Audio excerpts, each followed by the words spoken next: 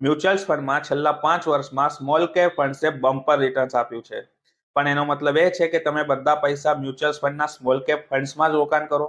નહીં, portfolio allocation હોવું ખૂબ જ જરૂરી છે. આવું સમજાવું તમને. છેલ્લા 5 વર્ષમાં મ્યુચ્યુઅલ ફંડમાં સ્મોલ કેપનું એવરેજ રિટર્ન્સ 24% છે અને છેલ્લા 1 વર્ષમાં સ્મોલ કેપ ફંડ્સનું એવરેજ રિટર્ન્સ -5% છે. જે લોકો 5 વર્ષનું રિટર્ન જોઈને ફક્ત સ્મોલ કેપમાં રોકાણ કરી રહ્યા છે, એ લોકો આજે રડી રહ્યા છે. એ લોકોને આજે અફસોસ થાય છે કે મ્યુચ્યુઅલ ફંડમાં કેમ રોકાણ કર્યું. એમનો વિશ્વાસ ડગમગાઈ જાય છે. દોસ્તો, જ્યારે બી તમે રોકાણ કરો છો તો પોર્ટફોલિયો અલોકેશન હોવું ખૂબ જ જરૂરી છે.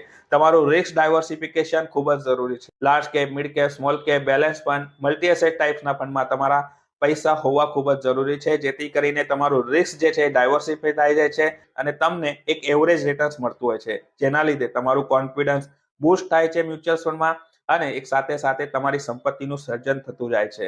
તો દોસ્તો, શરૂ કરો. એક 20,000 રૂપિયાની એસઆઈપી 20 વર્ષ માટે 12% બી રિટર્ન્સ મળે છે. તમારી પાસે થઈ શકે છે 1,83,00,000 રૂપિયા. મારા એડવાઇઝરી થ્રુ તમારે મ્યુચ્યુઅલ ફંડની જર્ની સ્ટાર્ટ કરવી હોય તો મારી પ્રોફાઇલમાં એક લિંક આપી છે, એના પર ક્લિક કરો, ફોર્મ ભરો. મારા તરફથી તમને કોલ બેક આવશે તમારા મ્યુચ્યુઅલ ફંડ જર્ની માટે. લાઈક, ફોલો એન્ડ શેર કરવાનું ના ભૂલતા. Thank you.